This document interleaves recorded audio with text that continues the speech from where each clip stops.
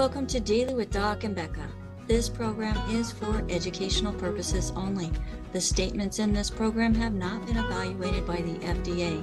The content is not intended to diagnose, treat, cure, or prevent any diseases, nor is it intended to take the place of your primary care physician. Testimonials are shared as individual experiences of the individual sharing their testimony. Results vary and may not be typical. We do not make any claims regarding health or income. As an empowered individual, you do have options available. We are honored to have a founding father of the science of epigenetics guiding us with the best options to obtain or maintain optimal health, Dr. Joel Wallach.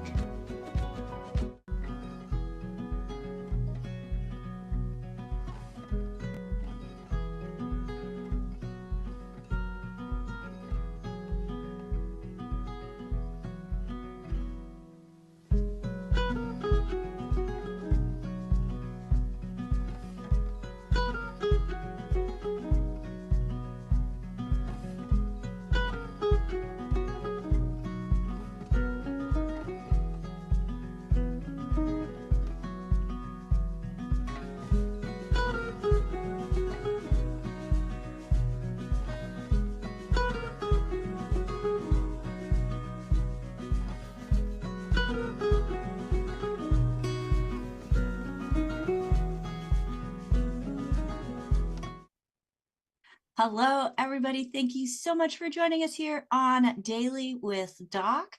And let's go ahead and open up that waiting room. Let people in, as yes, this is a live show. And if you would like to join us live, we are here Wednesday, Thursday, Friday from 12 to 1 p.m. Pacific time, 1 to 2 Mountain, 2 to 3 Central, and 3 to 4 here in Eastern time. You can join us by going to zoom.dailywithdoc.com. Again, that's zoom.dailywithdoc.com. So welcome, everybody. For those of you who are here live with me in the Zoom, please make sure that you have that chat open, as there's a lot of information that's going to be transcribed and put into that chat for your reading pleasure. And also, if you see something that really strikes your interest, take a screenshot or use your phone and take a picture of it and make sure that you take it back to the person that shared this program with you. Now, this program is being sponsored by dailywithdoc.com. Well, you will find there on the website a good foods, bad foods list, because we always have people asking, well, what should I eat? We're going to give you some ideas on what not to eat and what to increase in your diet. You're also going to have more information in the way of previous programming and articles to help you be more empowered in making decisions to help you create a better health journey. So like I said, if somebody invited you, make sure that you get back with them. If there's no one to thank, we do have a call team of certified holistic health coaches here to help those who have never placed an order with of any of the products that are going to be mentioned on this program today. That call number is 855-949-3377. Again, 855-949-3377. Or if you're like me and you're a do-it-yourselfer and you just want to jump right in, you can go to dailywithdoc.com. We have a store there in addition to the good foods, bad foods list, and also a what do I take. There's a spot on the website also that if you're not working with anybody, and I can't emphasize that enough, that you can schedule a 15-minute consultation. Now, we have a special guest today, and at the end, if we have time, we are going to be taking some questions in regards to what we have as our topic. But first, let me introduce you to, because I am so thrilled to welcome Dr. Joanne Conaway to our show today. She is a retired lieutenant colonel, a registered nurse, a doctor of traditional naturopathy.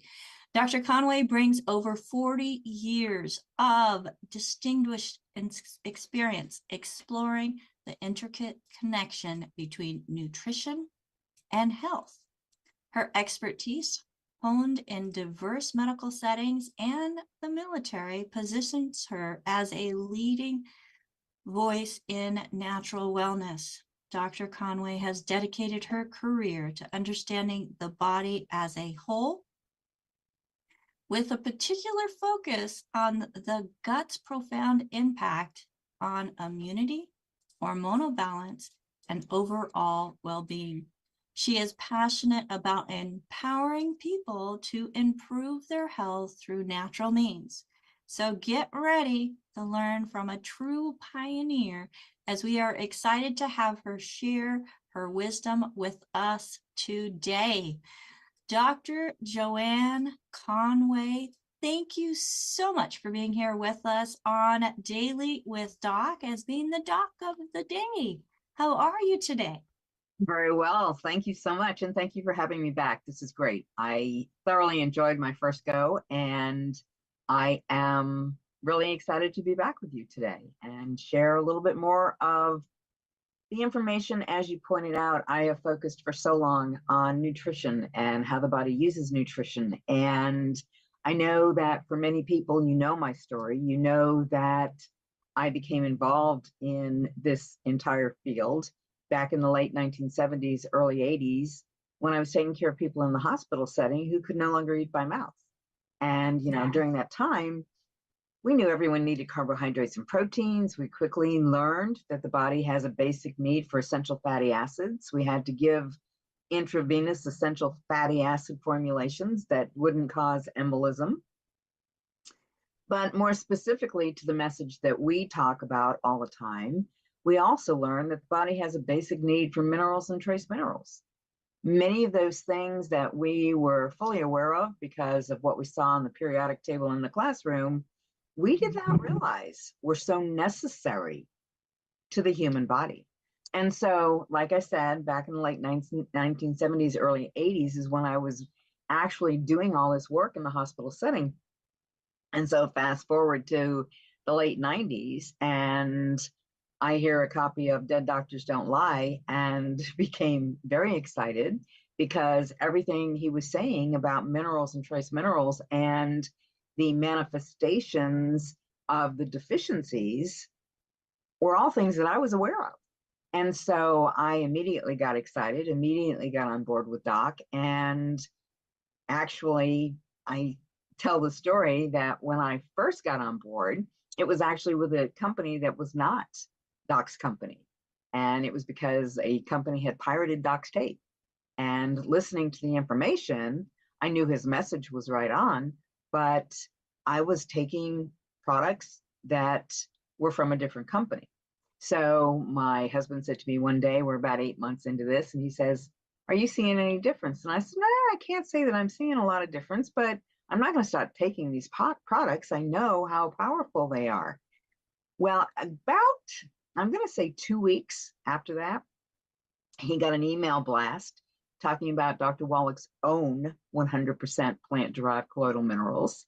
And he said, "Will you look into this for me? I thought we were taking Doc's minerals." And so I looked into it, and lo and behold, we had been taking minerals from a company that had pirated Doc's tape. They were not Doc's minerals. We started taking Doc's minerals, and within just a couple of weeks, started to see pretty significant changes. So, people will often say to me, if you could only pick one product in the line of products, what would it be? For me, that one product would be our minerals. I am so certain that we are all minerally deficient, and so certain that that mineral product is probably, in my opinion, the most important product that we have in the line. And once again, we have good vitamin mineral products. We have all kinds of products. But that particular product, if I could only pick one, it would be our mineral product. So because of the research and because of the enthusiasm that Doc has always had for this message, I was driven to make the decision to retire from nursing early, go back to school, and become a naturopathic physician. And so happy for having done that, mostly because I am now able to, in my opinion, help many, many more people than I was ever able to help in the hospital setting. However, given that opportunity, I do have the unique perspective of having been in the conventional medicine world for over 40 years and now being in the all natural world. And so I can look at a condition and a circumstance and a situation and understand it from the perspective of conventional medicine, but understand what we need to do from the standpoint of all natural medicine. And so for me, it's been a joy to do that evolution and to actually convert from that conventional medicine world to the all natural medicine world. So I am always thrilled to be able to share some of the information that I've learned along the way. You know, I have had since school, I've had the opportunity to take a lot of additional courses, and I am just wanting to share what I know will keep people healthy, wanting to share those things that must be avoided and wanting to share those things that must be included. And so today, what I'm going to share with you is. Well, I was going to have the question of the day. Oh, okay. Well, and the question of the day, because you do have all this experience, you know the value of nutrition, you know the value of minerals, and you also know the damage that happens when you're not putting the right stuff in. So the question is our food killing us? Okay. And so that is the title of my talk today. Is your food killing you? So I'm going to go ahead and start to share my slides. And I think it's important because one of the things that we know is our food supply, and we're learning more about this all the time, thank goodness, okay? But one of the things that we know is our food supply is simply just not healthy, literally just not healthy. So is your food killing you? In my opinion, the answer is yes. And today, I'm going to start the discussion talking primarily about sugar. And it's because, well, as I go through the presentation, you'll figure out why I've selected sugar, okay? It's in everything. And so much of what we have on our store shelves, so much of what we have that we don't even consider is loaded with sugar. Unless you're eating all whole foods that are organic, that are never out of a box or a package or a freezer or a can, unless that's your diet, you're eating prepackaged processed foods. So let's talk just a minute about sugar. And like I said, my focus today is going to be sugar. So when we look at sugar and we look at the history of sugar consumption, it's fascinating to recognize that around 1700, the average person consumed approximately 4.9 grams of sugar every day, or the equivalent of 4 pounds a year. By 1800, that was up to 18 pounds a year. By 1900, up to 90 pounds a year. And around 2009, 50% of Americans actually were known to consume approximately a half a pound of sugar a day, or 180 pounds a year. Now, the problem with this is sugar's not healthy to start with, but when we start talking about that consumption of sugar and how much sugar that actually means or actually is, the sad reality is people don't know that these sugars are in the foods that they're eating. So much so that the average person now consumes about 70 grams of fructose each day. That's 300% above the recommended amount. And that's because there is so much fructose in those foods that are prepackaged and processed. The other thing that has become recognized is the fact that sugar acts like a drug in the body. It affects the same brain chemicals as heroin and morphine. So when people say, oh, I'm addicted to sugar, I've got to have sugar, Part of the reason is because of the true chemical impact of sugar in the body, the chemical impact of sugar on the brain. It does affect those brain chemicals. And in much the same way as heroin or morphine, and as we all know, heroin and morphine can be very addictive. So sugar can also be very addictive. So some of the reasons sugar is unhealthy, there are many, okay? We know that sugar consumption can cause weight gain, no two ways about it. But we also know that there can be a significant increase in the risk of heart disease, type 2 diabetes, kidney disease, an increase in the risk of cancer, an increase in the risk of depression, accelerated cognitive decline. When we look at some of the research done around Alzheimer's disease, for example, we know that sugar can be a major contributor, and we know that because we understand that sugar can be a major contributor to inflammation. When we talk about inflammation, what is it about sugar that causes inflammation? Well, depending upon the type of sugar that you're consuming, and we're going to go into that in just a minute, but depending on the type of sugar that you're consuming, that sugar actually will release cytokines. Now, what's a cytokine? Well, a cytokine is something that once it gets into the body, it triggers an immune response. So when we talk about immunity, we have to recognize that, it triggers an inflammatory response. And when we talk about inflammation, we have to recognize that the majority of chronic disease and illness is linked to or associated with inflammation. And sugar is one of the major contributors to chronic inflammation in the body. When we talk about inflammation, inflammation is not always a bad thing.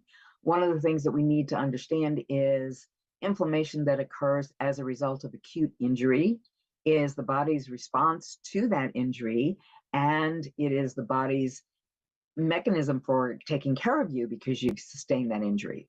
And the example that I will often use when I talk to people is imagine bumping your shin. If you bump your shin, that's an acute injury, okay? And the reason I use bumping your shin, most of us have had the opportunity to at least once in our lives bump our shin. So when we bump our shin, what happens? Well, there's initially pain, there's inflammation, okay? And that inflammation is happening as a result of white blood cells flooding the area. The body is responding to that damage, to that injury. You will have that inflammation that will be easily seen and recognized. You may have some redness in the area. It may be warm to touch. All these things indicate that your body is doing what it's supposed to do to address the acute injury and acute inflammation. Now, I want you to think about that same type of injury, but now instead of bumping your shin, think about that injury at the cellular level. And basically, this is what is happening, and this is what is creating that chronic inflammation in the body. When we talk about injury at the cellular level, it's the same type of thing, but in the case of sugar consumption or some of the other things that are unhealthy foods, it's happening chronically. It's happening daily, on and on and on, unrelenting. And this is where we are finding that so many people are having such an issue with these chronic diseases. Sugar is unhealthy because it accelerates the skin aging process. It increases cellular aging. Oftentimes people will say, well, what does sugar have to do with my skin? If we think about that inflammatory process related to sugar and think about the cells in the skin, we can see that there's a significant relationship. Not everybody thinks about the fact that if I drink a soft drink, it's going to impact my skin. But the truth of the matter is, yes, it will. Sugar can also lead to fatty liver. You know, it's interesting because non-alcoholic fatty liver disease has become very prevalent in this country. How does that happen? Well, when we consume large amounts of sugar, it ultimately will be processed in such a way as fat is actually increased in the liver. And so this leads to fatty liver disease. And We can liken it to things like the basic understanding of foie gras, for example. If you have foie gras as a delicacy, what are you eating? You're eating a liver that is a fatty liver from a duck or a goose. That's what foie gras is. How did that liver get so fatty? Because in nature, these animals aren't going to have fatty livers. How does that liver get so fatty? That liver gets fatty because these animals are fed an overconsumption of carbohydrates. And so that overconsumption of carbohydrates and sugars lead to fatty liver in these animals. And therefore, we have the delicacy called foie gras. There's significant impact in dental health. When we look at sugar and sugar consumption as a whole, we've always known that sugar is not healthy for the mouth because sugar causes cavities. But what we now also realize is there's a significant impact with respect to, again, sugar causing inflammation, that inflammation in the gingival tissue, ultimately leading to a breaking down of the gingival tissue, ultimately leading to periodontitis and all kinds of issues and problems related to that. Also, an increase in the risk of developing gout. This is something that the research is showing us more clearly each and every day. Many people suffer from gout, and many people are on certain medications to help to treat their gout symptoms, when what they need to do is clean up their diet and get rid of the sugar in their diet. So, some sugar basics. When we talk about sugar, people say sugar is sugar is sugar. That is not true. It is not true for several different reasons, but I think that it behooves us to understand the basic sugars and what those sugars do in the human body. So when we talk about sugar basics, we talk about monosaccharides. Monosaccharides, a single molecule of sugar. So our glucose, our fructose, our galactose, those are all simple sugars. Those are all monosaccharides. Disaccharides are double sugars. When we talk about a disaccharide, we're talking about two different molecules of sugar. And with respect to sucrose, for example, which is a disaccharide, that's the table sugar. That's the thing that we normally see in the sugar bowl. That is a molecule of glucose attached to a molecule of fructose. Lactose is milk sugar. That's a molecule of glucose attached to a molecule of galactose. Maltose, which is malt sugar, is a molecule of glucose bound to another molecule of glucose. So those are disaccharides or double sugars. And then we have polysaccharides. Polysaccharides are complex sugars, many monosaccharides. Polysaccharides are those sugars that we find in plant foods, vegetables, and fruits. Those are polysaccharides. So when we talk about sugars and carbohydrates, we recognize that carbohydrates are actually branches of sugar. Now, simple carbohydrates are the carbohydrates that we find in white foods, refined foods, and they cause a rapid blood sugar increase. And then we have complex carbohydrates. Complex carbohydrates are the carbohydrates that we find in vegetables. Now, the thing to remember here is our vegetables are packed with fiber, vitamins, minerals. They play an important role in our overall health because of the way they are processed in the body.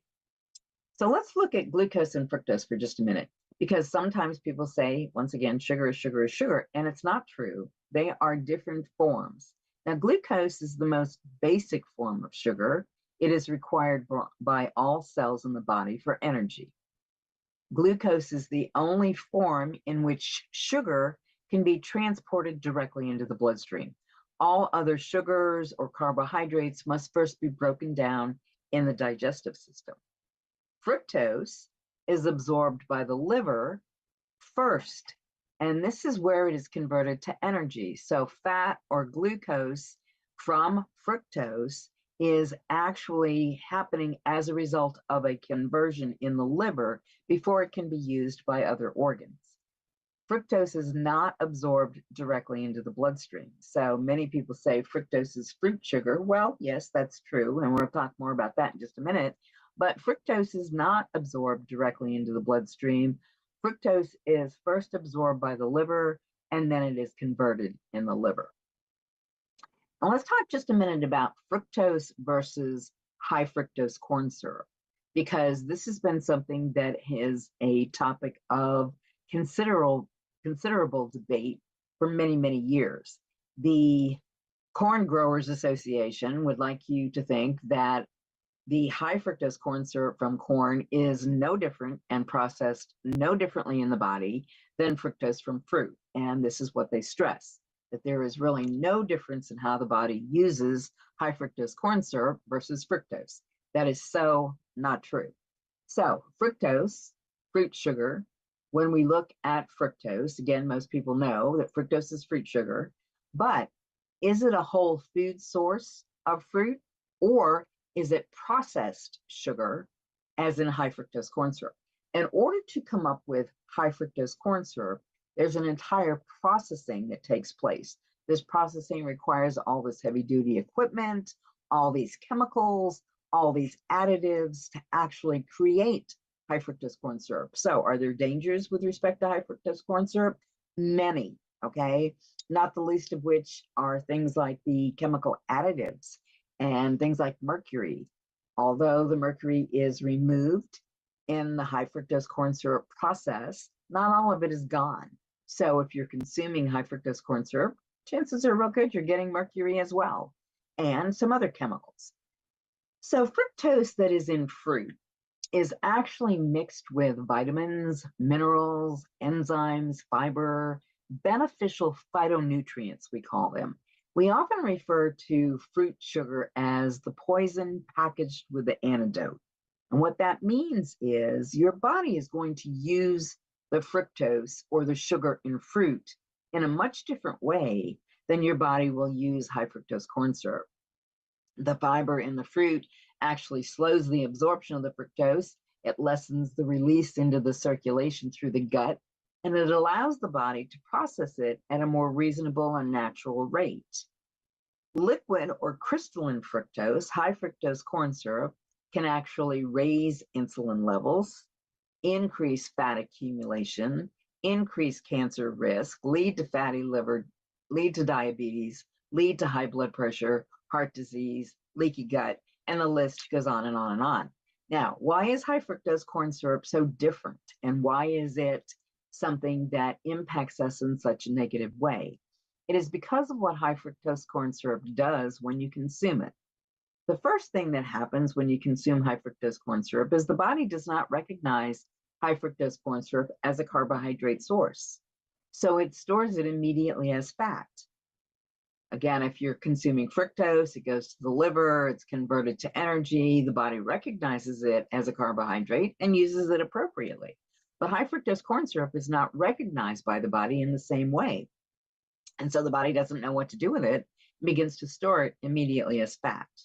The other thing that happens when you consume high fructose corn syrup is it literally stands in the way of the normal pathway whereby sugar is driven into the cell by insulin. So if you're consuming high fructose corn syrup, that normal pathway whereby, again, sugar would be entering the cell because of insulin doing the job that it does to open the door of the cell, high fructose corn syrup stands in the way of that pathway. So what does that mean to me? Let's say I go to a restaurant and I go to the salad bar and I'm going to get some nice fresh fruits and vegetables, probably not organic. I prefer the organic, but I'm in a restaurant, I'm at a salad bar, okay? But along with those fruits and vegetables, I make the decision that I'm going to pick up one of those delectable looking rolls. Now, we all know they have gluten, so that should discount our need for that roll. But in addition to that, the majority of your breads and rolls and crackers and things that you're going to find in any restaurant situation, along with having gluten, are also going to have high fructose corn syrup in them as the sweetener. So now, when I'm consuming my salad and I'm using that bread to help me shovel the salad onto my fork, and I'm taking a bite of that bread, that high fructose corn syrup in that bread is going to stand in the way of any of the healthy sugars in the fruits and vegetables getting into my cells the way they normally would. So all processed sugars have the potential to cause harm. So what are some foods? Now, these are common foods, certainly not an extensive list, but common foods that have high fructose corn syrup in them that you might not expect. Many yogurt brands are sweetened with high fructose corn syrup. Unless you find a brand of yogurt that has pure cane sugar in it, chances are real good that you're consuming a yogurt that has high fructose corn syrup in it. As I said, most bread and bread products, your crackers, any cookies, anything like that, they're going to have high fructose corn syrup unless they say no high fructose corn syrup. Frozen pizzas. We don't think so much about sugar when we think about pizza. However, frozen pizzas have high fructose corn syrup in them. Cereal bars. Many people think cereal bars are like the greatest thing, okay? I can eat a cereal bar with it, drink a cup of coffee, and I can go for a couple of hours. I don't have to worry about the fact that I didn't get a chance to eat breakfast. But what are you consuming in that cereal bar? If you are consuming the majority of cereal bars out there, they have high fructose corn syrup in them. Cocktail peanuts. A lot of people don't think about sugar in peanuts, but when we talk about cocktail peanuts, to flavor them, they add a sweetener, and the sweetener is high fructose corn syrup. Boxed macaroni and cheese. Not everybody thinks about sugar in boxed macaroni and cheese, but it's there. Salad dressings. Many salad dressings on the market. You pick up the salad dressing, you turn it around, you look at the label, and the very first ingredient is high fructose corn syrup. Tonic. The majority of tonic, a lot of people think, oh, tonic's not sweet. Tonic isn't sweetened with anything. Well, don't be so sure, okay? Check the label because chances are real good. First of all, you don't want the carbonation, but you also don't want the high fructose corn syrup. Applesauce and canned fruit. Now, from my perspective, I think applesauce and canned fruit, really? Why? Don't those things have enough natural sugar that you don't need to sweeten them with high fructose corn syrup? You'd like to think that that's true, but it's not. Many fruits that are on the market, many things, and especially dried fruits, they are concentrated sugar. Dried fruits are concentrated sugar, but in addition, oftentimes they'll sweeten them with high fructose corn syrup. So most prepackaged and processed foods contain high fructose corn syrup. So what's the easiest way to get high fructose corn syrup out of your diet? Stop eating prepackaged and processed foods. Again, the majority of processed foods that are in your diet have high fructose corn syrup. So let's talk a little bit about what happens when you consume all this sugar, okay? First thing is mineral depletion. The mineral depletion is the effect of refined foods and the consequences of eating sucrose or table sugar, the white stuff. We begin to deplete the minerals in our body. In addition, mineral depletion is in part the aftermath of the refining process of any foods that are out there. So when sugarcane, which comes from a plant, which would normally be okay, is refined and bleached, all the nutrients and the minerals are removed. So unless it's 100% pure cane sugar, chances are real good that what you're consuming is sugar that does not have all of those necessary minerals and cofactors. So refined sugars don't have the fiber, they have no minerals, they have no proteins, no fats, no enzymes. They are simply empty calories. So when we look at refined sugars and processed foods, it's simply eating empty calories.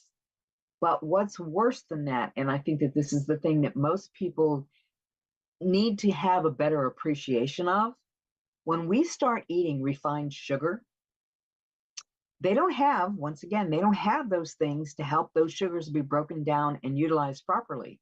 So now what happens is the body must borrow vital nutrients. The body has to borrow calcium, sodium, potassium, magnesium, thiamine, chromium, zinc, all of those things that are necessary to ensure sugar is utilized in the body appropriately, we have to steal from ourselves. If the fruit, or if the food is whole fruit, if the complex carbohydrate, like fruits and vegetables, is what you're consuming, that's different from refined sugar. And those foods actually have all of these cofactors packaged with them. And that's why we say, when we talk about fruit sugar or fructose, it is the sugar that's actually packaged, or the poison that's actually packaged with the antidote. And it's because all those things that are necessary to ensure it's utilized properly in the body are packaged with it. That's how nature is. So all sugar, natural or refined sugar, requires B vitamins and minerals for digestion to occur. Once again, your complex carbohydrates, your fruits, your vegetables, they have those vitamins and minerals. The refined products do not. So that being the case, the body then must draw on its reserves to complete the biochemical breakdown of sugar. So mineral levels in this country, we already recognize are depleted. The USDA reports a significant decline in minerals in our foods, anywhere from 25 to 80%, and that's largely due to the quality of the soil, over farming practices, genetic modification, and the prevalence of food processing. Another thing to think about is the deficiency of B vitamins and zinc leads to a loss of taste.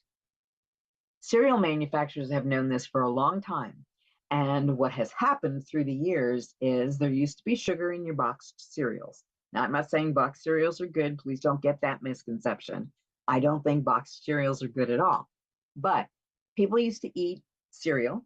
Cereal oftentimes was sweetened with sugar. And what happened is that sugar consumed on a daily basis, many people eating those cereals daily, would lead to a deficiency of B vitamins and zinc. And so now there was a loss of taste, which means that that cereal that used to taste so sweet and be so good just doesn't taste so good anymore. So again, cereal manufacturers recognize this. So what do? They add a little bit more sugar. And most of your cereals are going to be high fructose corn syrup, but they added a little bit more sugar. And then as the years went by, they added a little bit more sugar. And then they added a little bit more sugar. And the reason they're doing this is because people are not finding those cereals to be quite as delectable anymore, because all that sugar is actually leading to a loss of taste. Now, why does this become important? Well, I think it's important to understand that those B vitamins that are so necessary are critical for our brain function. B12, for example, is essential for building the protective myelin layers of the nerves. Also, neurotransmitter signaling, energy production, which can impact stress, mood, cognitive function, anxiety, depression, inattention disorders. Many people are, quote, B12 deficient. They go in for B12 shots. Could that be because they're consuming so much sugar? The other thing that I think about is when we talk about those things like anxiety, depression, I know that from my perspective and the study that I've done, when I look at situations like mass shootings, for example, oftentimes what we're told is the common denominator is these people were on some type of an antidepressant. These people were on some type of an antipsychotic medication, to which I say, what was it about their diet that made it be such they suffered from anxiety and depression and had to go and get a prescription for any one of these drugs? So I back it up. I don't think, okay, must have been just because they were on drugs. Why were they on the drugs to start with? B6? B6 is responsible for oxygen delivery, the production of serotonin, norepinephrine, and the conversion of glutamate. Glutamate is your alert or excitatory neurotransmitter. You have to have B6 to convert that to GABA. GABA is your calming or inhibitory neurotransmitter. So if you don't have adequate B6, you're going to have a problem with the conversion of that excitatory neurotransmitter to the calming neurotransmitter. Magnesium, magnesium can activate GABA receptors, and a deficiency can actually cause neurological problems. So now we've moved from those things that we know are necessary in the vitamin category to things like minerals.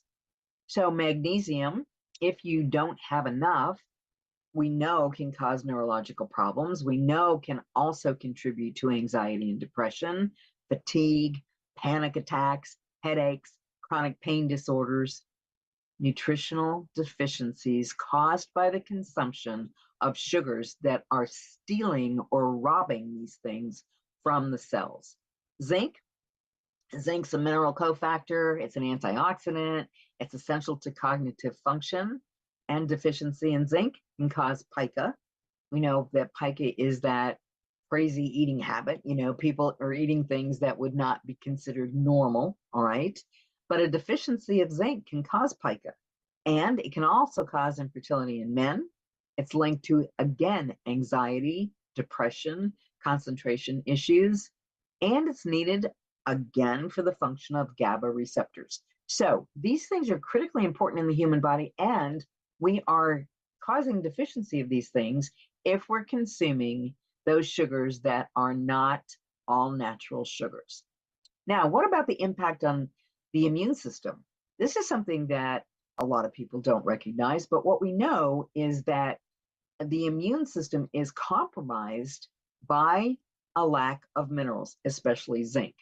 Studies were done back in 1973 at Loma Linda University, people who ate sugar, 100 grams of sugar, which is the equivalent of a liter bottle of soda. What they found was white blood cells are 40% less effective at killing germs when you've been consuming sugar. The consumption of sugar cripples the immune system for up to 5 hours.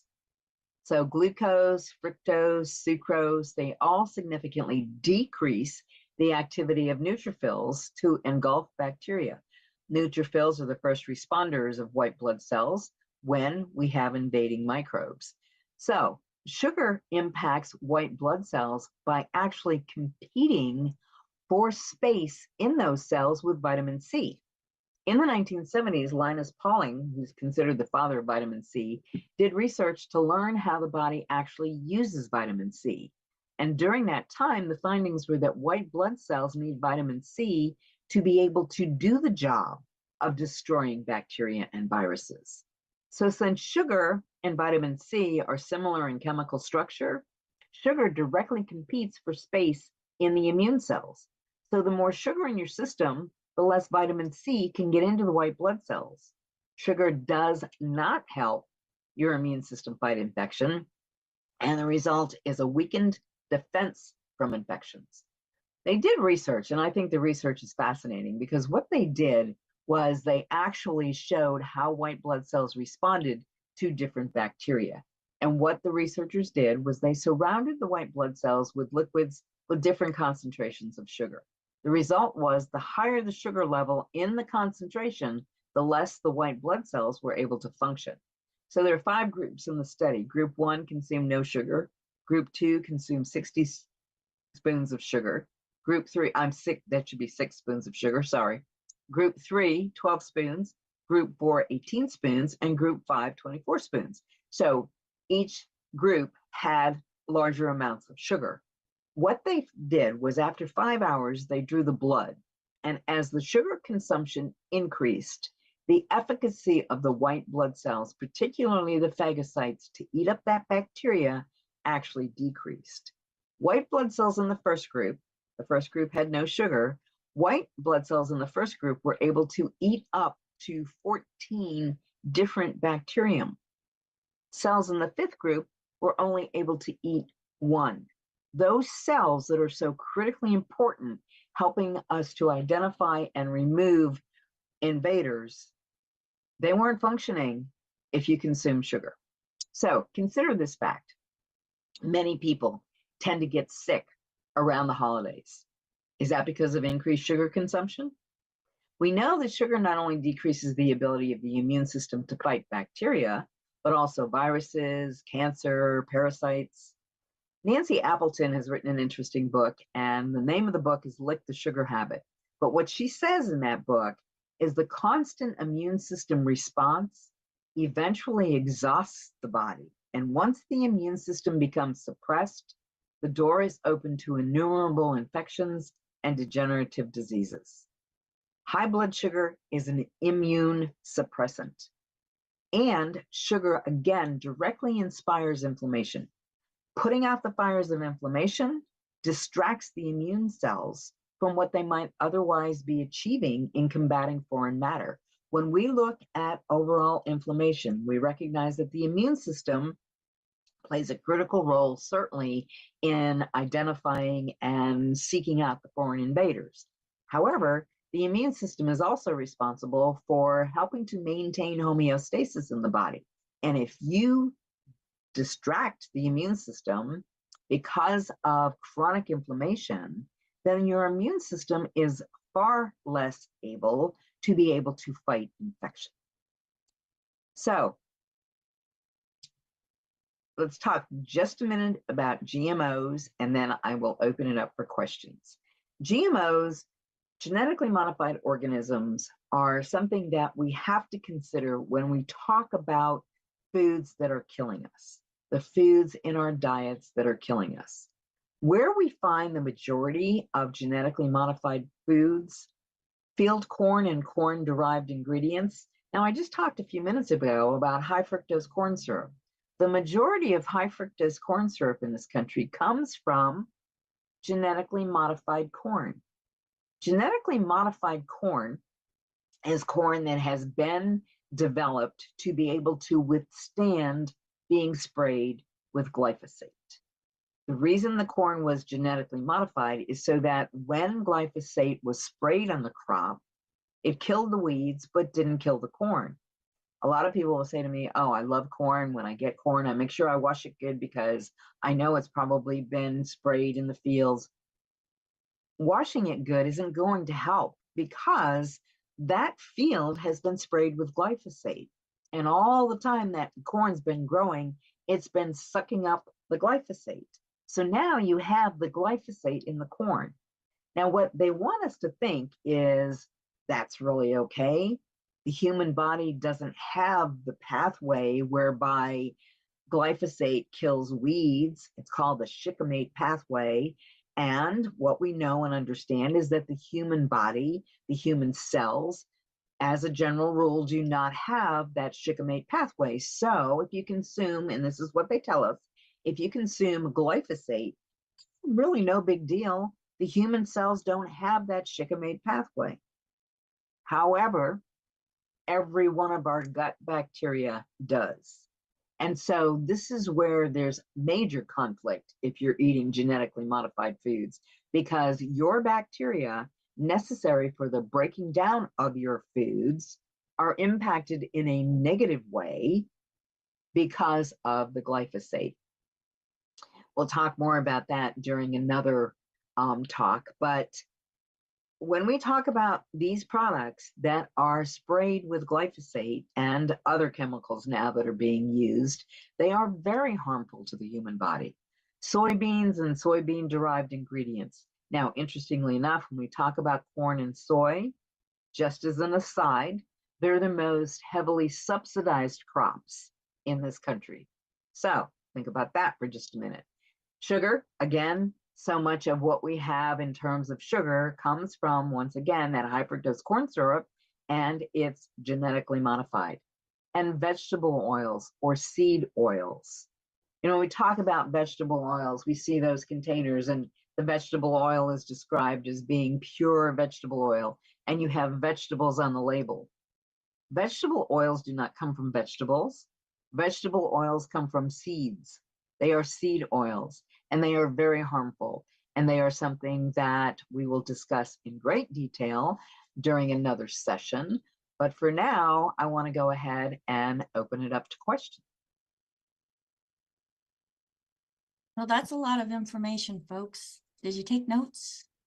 If you're here live with us, make sure that you have that chat open because Marilyn takes great notes. You can scroll through, you can take screenshots of everything.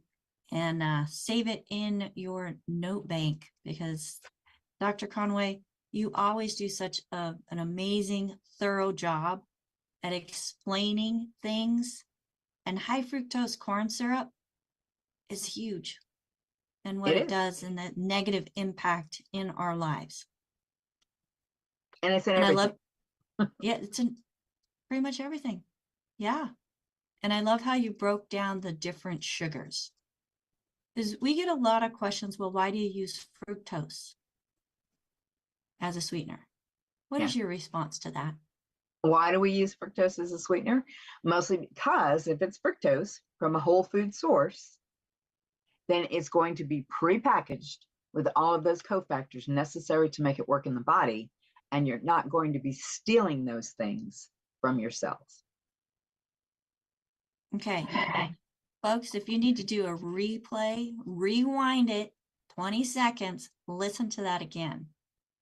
That is so impactful. And I just absolutely love that response, Dr. Conaway. We do have some hands up. We have about 12 minutes, and I'm going to go right on over to Phyllis. And folks, if you are listening today, thank you so much for taking the time out of your schedule, investing it into yourself, and creating more empowerment within yourself. This program is sponsored by dailywithdoc.com. My name is Becca Dukes. I am a certified holistic health coach. I'm also the director of student services for the Institute of Holistic Health and a certified naturopathic practitioner, which I am super excited, folks, that there is so much we can do as individuals to help ourselves. And you just learned about a huge one, and that's sugar, how it impacts the body, and how just making that one removal of something that is found in everything can actually benefit you. So, Phyllis, what question are you bringing into Dr. Conaway today? Oh, I actually have several questions. But Dr. Conaway, this is quite eye-opening and a little bit horrifying. Anyway, we'll get straight to it. Aaliyah on YouTube would like to know what causes ulcers and what do you recommend for them? Well, there are various different theories about what causes ulcers. Oftentimes, the cause is thought to be H. pylori. H. pylori is a bacteria that impacts the inside of the stomach and can actually cause deterioration of the inside of the stomach. What oftentimes will happen is when people are diagnosed with H. pylori, the doctors say, oh, it's a bacteria. We have to give you an antibiotic. And they will put people on an antibiotic, usually with some type of an antacid, to overcome the H. pylori. The problem is, as with any antibiotic therapy for anything, when you're taking an antibiotic, you're killing off the good bacteria in the gut, as well as killing off the H. pylori. So what will often happen, because the balance of bacteria in the gut is so important and dictates our health overall, if you kill off that good bacteria, what will often happen in people who take an antibiotic and an antacid for H. pylori is their symptoms may improve. They may get quite a bit better. They may think we're all good, only to help the symptoms return. And the symptoms are returning because that H. pylori is able to regrow and reestablish itself again, and it's going to do so more importantly, because there's not enough good bacteria to fight it. So the general rule of thumb when we talk about H. pylori is not from the all-natural perspective. Do not go after it with an antibiotic and any type of an antacid medication. That is not the approach that we take. What we take as an approach is good food, bad food, reestablish a healthy gut microbiome. And as many of you know, if you listen to me, we also now talk about the oral microbiome or the mouth microbiome and how critically important that is with respect to our overall health. So that's the approach that I take. And then, of course, the 90 nutrients, that's a given. But good food, bad food, clean up the gut, make sure you're taking good care of your mouth, and make sure you're doing the 90 essential nutrients. All right. And our next question is from Gemma on YouTube. And she has a friend with cells around the thyroid that are testing positive for cancer. There are several different ways that we can approach that. Normally, whenever I talk to anyone who has a diagnosis of cancer of any kind, I go full bore. And what do I mean by that? Good food, bad food, balance the gut, do the gut protocol. The gut protocol, in my opinion, is so critically important because you have got to reestablish the balance of bacteria in your gut. If you don't have a healthy gut, you're not healthy from the immune perspective, cardiovascular perspective, respiratory perspective, endocrine perspective. The list goes on and on and on and on and on. Okay. So balance the gut. Make sure you're also paying attention to the mouth and correcting any mouth issues that, you know, may be problematic. And I know that that's something that sounds foreign to people because for all the years that I've been alive, right up until a few years ago when I started to study this, we were told to kill all the bacteria in the mouth. If you had bacteria in your mouth, you had bad breath. So just use antibacterial mouthwash and kill off all the bacteria. That is so wrong. When we talk about all the bacteria that's in the mouth, what we recognize is of the some 700 identified bacteria in the mouth, there are only about 14 or 15 of them that are bad or harmful. But if we're using an antibacterial mouthwash, we are disrupting the mouth microbiome the same way we disrupt the gut microbiome using an antibiotic. So you don't have the benefit of that mouth being a protector.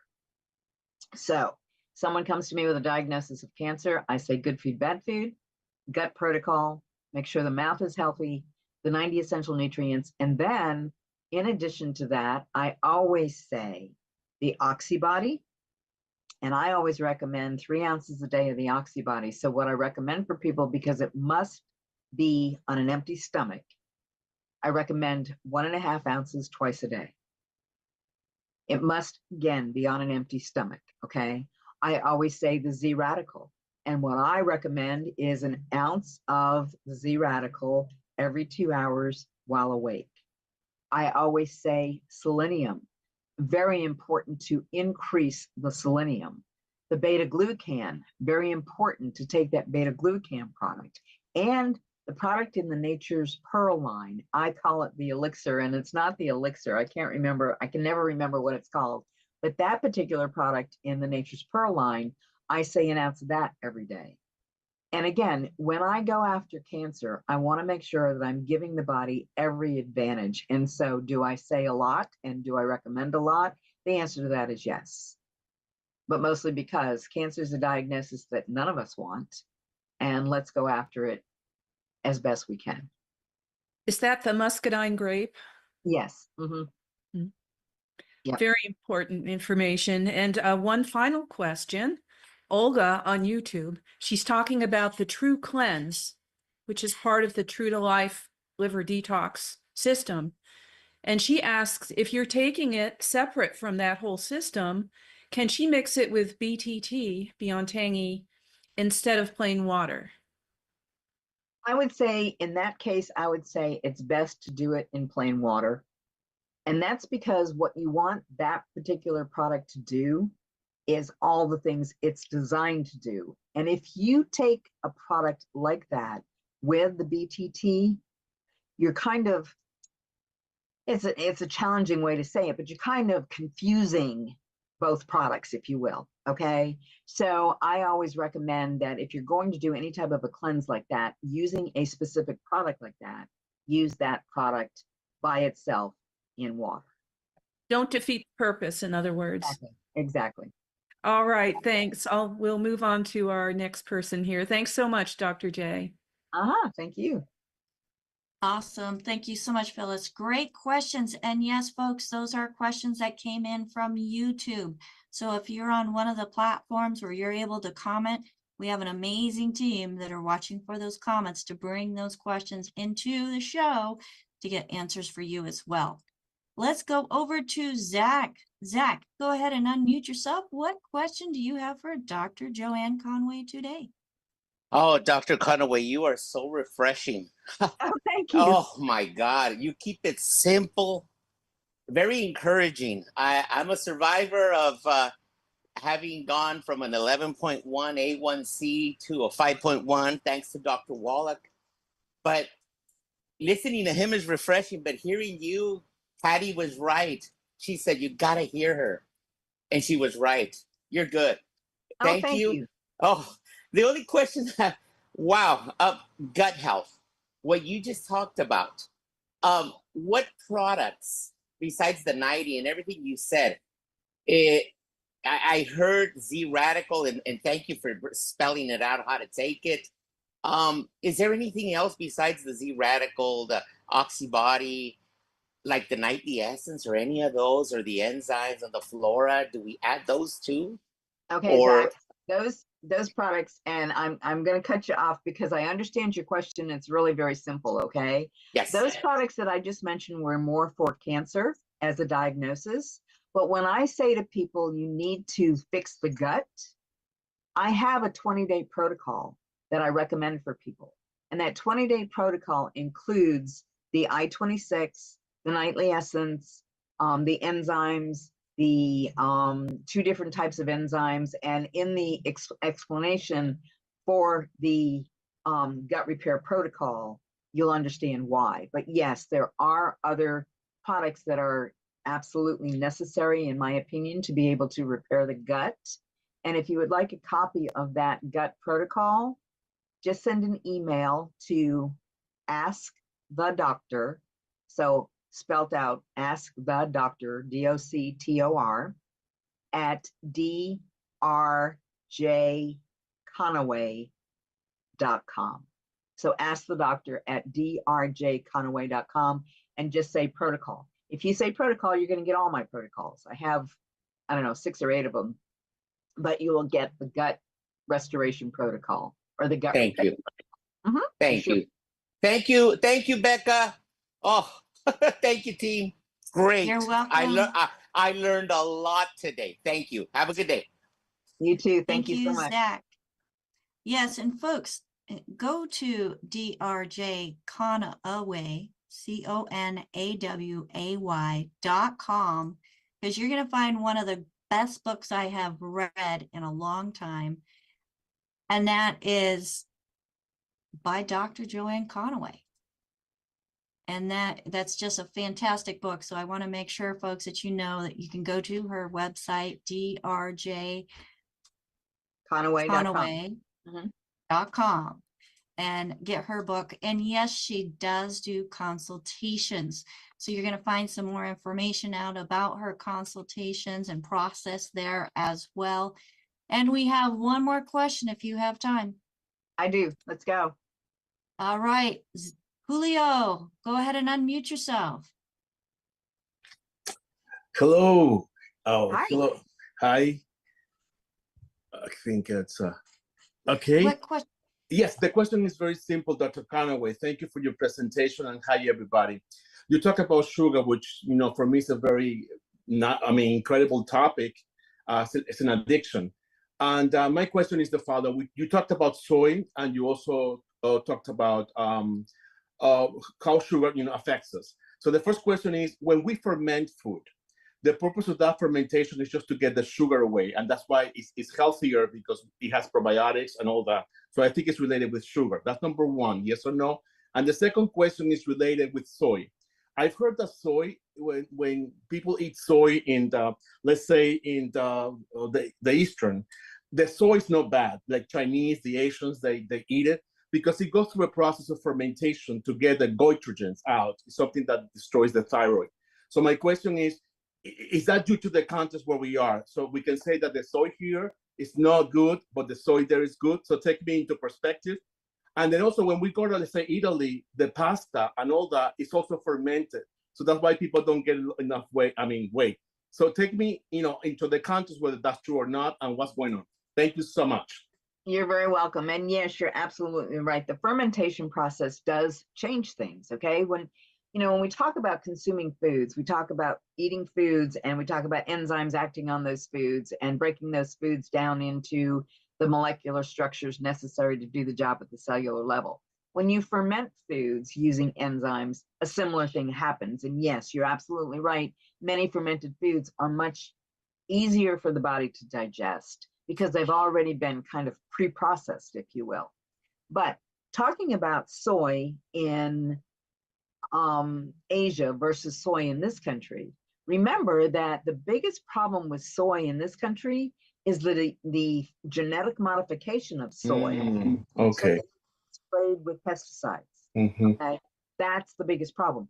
You know, people say, and there's a lot of theories around soy being so problematic because the consumption of soy interferes with estrogens in the body, for example. What we know is that molecularly, soy is the closest to natural estrogen as any product in the world, any crop in the world. However, people, because they have become vegan, for example, have jumped and now they are over consuming soy. And two things are happening. The overconsumption of soy is impacting hormones. But in addition to that, once again, the majority of soy in this country is genetically modified. So it becomes a double whammy, if you will. Okay. If you're going to consume soy, just make sure it's non-GMO soy. Okay. Thank you. You're very welcome. Thank you. Thank you. Really great question. Thank you so much, Julio, for bringing that to the show as well. Folks, you have been watching Dr. Joanne Conaway talking about sugar and is our food killing us? So summarize it for yourself, folks. From what you heard as an empowered individual, is sugar good or bad for you? And you got to also look at the types of sugar and read your labels on your food, because macaroni and cheese, high fructose corn syrup, come on, that's and you crazy. know, Becky, you bring up a really good point. Excuse me for interrupting, but you bring up a really good point. Read your labels. But the other thing that I think it's important to understand is food manufacturers have recognized we don't want to see high fructose corn syrup on the label. So now what are we seeing? We're seeing corn syrup, corn solids, various different ways they are describing the same thing, but they're hiding it. They're not calling it high fructose corn syrup. They're calling it various other things. And that's where we have to be so careful. And when I do the presentation on genetically modified foods, I'm going to talk about some of the other ways high fructose corn syrup is actually on the label, and we don't realize it. Crazy. I look forward to that. Thank you so much. We're excited to have you come back and share more of your wisdom and knowledge as you are combining both allopathic, naturopathic, and making it understandable. Thank you so much, Dr. Joanne Conaway, folks. If I could get my co-hosts to come up on the screen with us, I could not do this without them. Dr. Conaway, another great, great show. It has been so long. I absolutely love the fact that we can send you a text or send you an email. Again, that's askthedoctor@drjconaway.com. In the subject line, protocol, and you will get her amazing protocols. That's for the 20-day gut, 2 different versions, if I recall. You're also going to get the full moon cleanse. You're going to get a gut restoration for children, a parasite cleanse. It's just invaluable information that Dr. Joanne Conaway is offering to you just simply by sending her an email. And again, check out her website, get her book, and schedule a consultation. So folks, Dr. Joanne Conaway is just a wealth of information, and we appreciate you so, so very much. And we look forward to having you back. Well, thank you so much. Like I said, it's fun to be with you guys. So I look forward to coming back again. Thank you, thank you, thank you. And today, our co-hosts we have with us we have Sherry. She's part of our tech crew. She helps to get everything set up for the live stream. So if you're out on YouTube, Facebook, Rumble, Brighteon, Instagram, I was going to say TikTok, but I got information that we're not on TikTok today. But so many different things, LinkedIn as well, so many different places. Let us know that you're there. Sherry is part of that team that helps to get us connected to that. We also have Ruth Ellen, also part of that team, who is also my executive production manager, as she is taking the Zoom, putting it with the graphics, and that's what's being pushed out to all those different platforms. And she keeps us on task and helps us keep our guests here. So thank you so much, Ruth Ellen, for all that you do. And if you're here live with us and you have that chat open, you're enjoying the talents of Ms. Marilyn, as she does amazing job with dictation. Thank you so much, Marilyn. And if you're in the Zoom room, it's because Mr. Albert, way down in South Africa, which I see we had several guests today from South Africa. Welcome, welcome, welcome. Yeah, he is controlling the gate. He's our gatekeeper today. So thank you so much, Albert. Folks, thank you for being you with an open mind, wanting to learn more about what you can do to help yourself, help your families, help your communities, and together we're helping the world create a better health journey. If you want some more information on how you can be a certified holistic health coach, go to coach.dailywithdoc.com and get some information about the Certified Holistic Health Coach course offered by the Institute of Holistic Health. And again, if you're not working with anybody, you've not tried any of the products mentioned in our programming, and you would like to speak with a certified holistic health coach from the Daily with Doc team, 855-949-3377. So we have lots of people saying, thank you, Dr. Joanne Conaway. Great information. Thanks, everybody, especially you. She put Joanne, and I know it's like Dr. Joanne Conaway. But lots of great comments coming in. So thank you again. We'll see you next time, everybody, here on Daily with Doc and Becca. Have a fantastic day. And yes, we will be here Thursday and Friday this week with another special guest, brand new to our show on Friday. Until next time, bye for now. So long.